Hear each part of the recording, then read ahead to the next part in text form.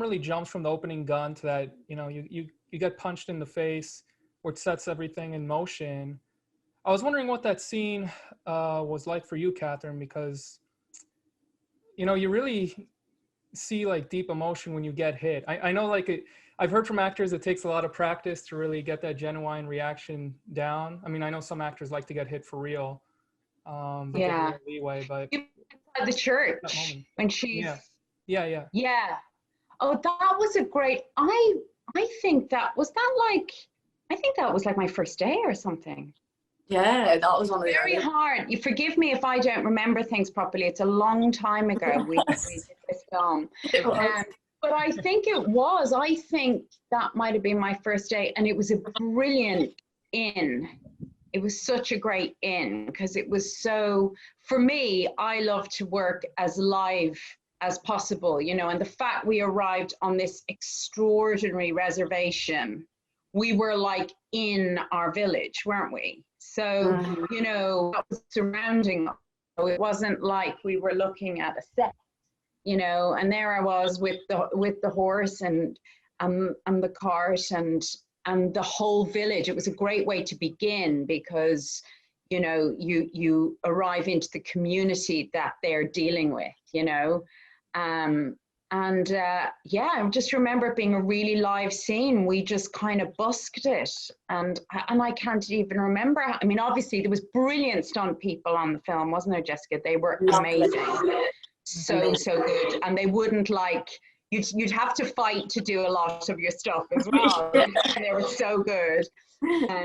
But they were brilliant. So I don't remember anything being, I just remember it being a great day, a great start, and it needed the tension needed to be that high. You know what I mean? Oh yeah, it caught my attention immediately. Yeah. Jessica, I think one of the biggest scenes in this movie is really, when he commits suicide and he's discussing how beautiful you are. I was wondering what your reaction was to watching that scene. I mean, I don't think you're on camera at that part of the movie, but I'm curious what it's like for you to watch that. Somebody killing themselves over you, Well, yeah, I mean, that is honestly, it's one of my favorite scenes. I think Dawn's performance in that is just stellar. I think it is so unnerving. And even just the way it's shot, everything about that scene, and it's so unexpected. And that line he has about how worthless after seeing me, how insignificant he feels. I think that's quite like a meta kind of question. Yeah. And I just love, I'm glad you brought that scene up because my character, so she was kind of based on another character from a little novella called The Great Godpan, which is a novel that Tommy sent me before the shoot. And it's based on a young girl filled with mystery and kind of enigma. And every time someone comes in contact with her, they go mad or they get sick or they die. So that's kind of like, I tried to hone a lot of the kind of characteristics from that for Audrey. So that scene with Dawn is so simply that. And I think what's interesting as well is that in the scene or a couple of scenes after, when Catherine and I'm in the cupboard and then I kind of ponder upon it and I say, Mr. Buckley killed himself. And it's kind of like at that point in the film, this kind of otherworldly source is coming at Audrey at such a pace that she doesn't really know she doesn't realize how powerful she is at that point. So, and that's what I love, the kind of effect she has on Dawn's character. Yeah, I love that scene. It's really special, I think. What was it like being locked away in that cupboard? Did you get like a claustrophobic feeling? Like, what was it like in those takes? Oh no, it wasn't that bad at all, because a lot of those scenes were kind of shot from behind the cupboard, so they'd take the kind of back part out, and we'd have Nick, the DOP, he'd be like with me, so there's actually room behind it a lot of the time, and I wasn't in there for that long. Like Catherine said, like the stunt people were super, super careful and like so sweet about our safety and everything, so it was fun. It was when I got to relax and sit down, to be honest. And we really quite loved our domestic house scenes, didn't we? We kind of got into our own little film, which was, Audrey and Agatha in their house and the strange life the strange domestic life they lead, you know. Claustrophobic kind of thing. Like they're so isolated, and that's the way it's supposed to be. So it was just us two a lot of the time, and it was great. So much fun. I really like the mother-daughter dynamic, because it seemed like throughout the movie you were just losing control of Audrey, and you didn't know what to do, and she was catching on that you were vulnerable and you weren't this authority figure in her life. And I was wondering what you thought of that. I mean, that's something that really relates universally in real life too, about losing control as, you know, teenagers come around and all that. You know? Oh, totally. I mean, I kind of, you know, I suppose in a funny way, that's how I kind of approached the whole film. You know, do you know what I mean? As opposed to something supernatural happening, I kind of approached it in this way, which was about, as you said, it was very universal what they go through as mother and daughter. But actually, that point that you had just made, Jessica, about the, you know, when Audrey starts to begin to understand her own power, I think for Agatha in a funny way is kind of like the woman with the finger in the dam. And I don't think she suspects, but I don't think she quite knows what it's going to be. Do you know what I mean? And I think she is almost like infantilizing her for as long as she can, because she is going to be a greater power than me, and a greater power than anything I can understand in the world. So I don't want her to, but I know that it's going to happen at some point, but I don't know what it means and what it is. And that's the same moment, I think, similar for Agatha in that moment where she starts to go, oh, it's happening. It's happening. And I have to, I can't, am I going to be able to control this? Am I going to be able to hold back the water, you know? So yeah, I just thought it was just a brilliantly written relationship. You know, as you said, you can take away all the supernatural and the truths are there about, you know, what they're dealing with and the fears that they have to deal with as women in the world. You know, it begins with that threat, you know, and I completely fully understood all the choices that Agatha made to protect herself and her child, you know, for her own kind of, for some semblance of independence as well, which is, I think, why she makes the pact that she makes, so she can live as an independent woman as well. Yep. How about for you, Jessica? How was it on the other side, being the rebel?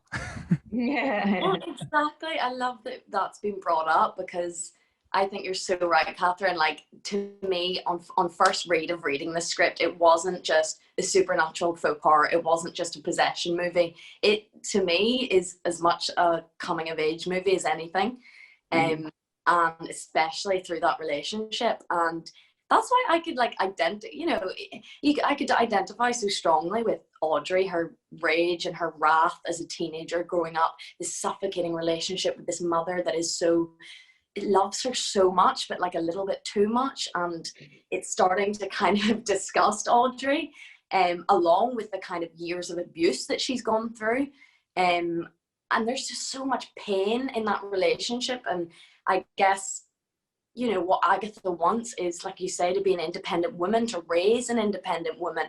But it goes to the point of, there's kind of like a double standard here, where Audrey being raised as a strong, independent woman, but to the point of not having any choice at the same time. So she's condemned by her society, she's condemned by her mother in a way, in terms of the abuse that she kind of suffers.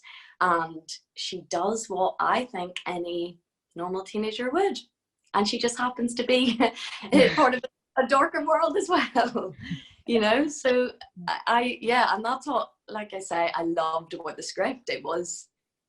It had all those otherworldly elements kind of threaded in between, but it didn't take away from the fact of kind of approaching the character in any other way, kind of.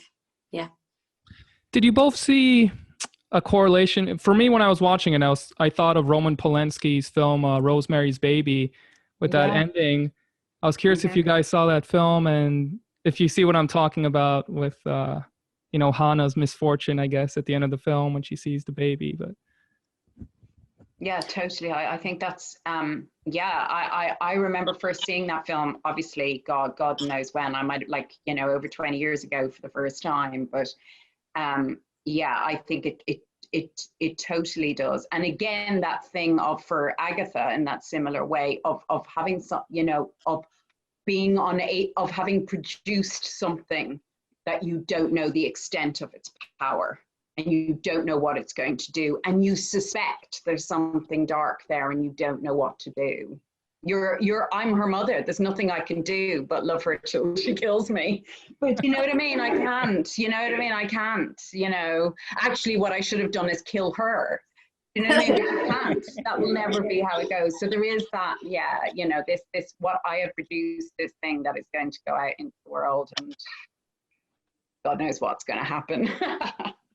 Yeah. What was the day-to-day schedule of shooting this thing? Because you mentioned it was a long time ago. I'm curious, and do you consider yourself both more method actors? Do you stay in that kind of role all the time, or do you just go day by day? Did you get the script all at once, or scene by scene? How did it work for both of you? You go for it. You go. Okay. So in terms of the method acting question, no, because I don't think I'm mentally stable enough to do that at this point anyway. but at the same time, if, you know, I find it interesting, Audrey in herself, especially, as well as Audrey and Agatha together, they're very isolated characters. And then again, that other layer of Audrey being very isolated from herself because she's starting to kind of rebel. And the only kind of methody sort of thing, I guess, that happened was I ended up spending like a lot of time in Canada, kind of by myself, and kind of exploring that. So I wouldn't say it was methody, but I think it just gave me a lot of time to kind of like ponder upon Audrey's character. I was on my own a lot, and Calgary can be a bit of like a ghost town sort of thing, and there's lots of mountains and stuff. So I spent a lot of time there. But other than that, no. And what was the other question? What the shooting schedule? Oh yeah, what was the, you know, the day-to-day, like how long ago was this shot, and what's your biggest memory from being there on set? Maybe something that didn't happen on camera, I suppose. It was shot what, a year and a half ago? Oh, not that. So this is, yes, yeah. Well, for me, my memory's like, but this memory, it was just, there was such a calm energy on set. Although obviously it being a very ominous, kind of dark, heavy story, the best part for me, all in all, was just those little intimate moments. All the scenes that Catherine and I had together where we were just like locked up in that house. And I actually loved, you know, the scene at the start of the film where she's kind of washing them. That was one of the only kind of intimate moments where things haven't gone too crazy yet between us, and we just kind of had like time together, and we were just sat and there's a fire going, and that was a really soft moment. And because the rest of the film that there aren't really those soft moments between us, I think I really treasured that. And then also just being in this beautiful country. You know, we were with horses some days, there was a snowstorm one day. It was a beautiful landscape that we could just kind of revel in and take advantage of, and that was just really cool. It was just, for some days I was just climbing mountains and kind of walking for hours. So it was really, really fun. Yeah, that's mine. I thought you teared up for a second when you meant when you said washing her was. Maybe I'm imagining. You can help. How about for you, Kat? Yeah, you know, really similar to what Jessica just said. I too, it was for me playing that kind of in our home, playing those domestic scenes. But likewise, the landscape is my biggest memory. That was, and you don't have to be, like I was saying, you know, I like to be method-wise as an actor. It shifts from job to job. I think, you know, that's what I found for myself. You know, different jobs require different things. And with this, because we were in this extraordinary place where they'd shot Lonesome Dove and The Revenant, and like, you could just be live there because, you know, when I'm chopping wood, I'm chopping wood. Do you know what I mean? And when we're in our house, it's dressed as our house. And was that the first time you've chopped wood? It is actually. It is. And you know, because it was done in quite a handheld, we were kind of followed around, so you had that live feeling all the time. And I love to work that way, you know. Yeah, just that being in that beautiful place, just feeling that cold on your face, and you know, it does so much of the work for you. You don't have to, you just let the environment you know, feed you for the acting. That's kind of, and so that was really the thing for me too.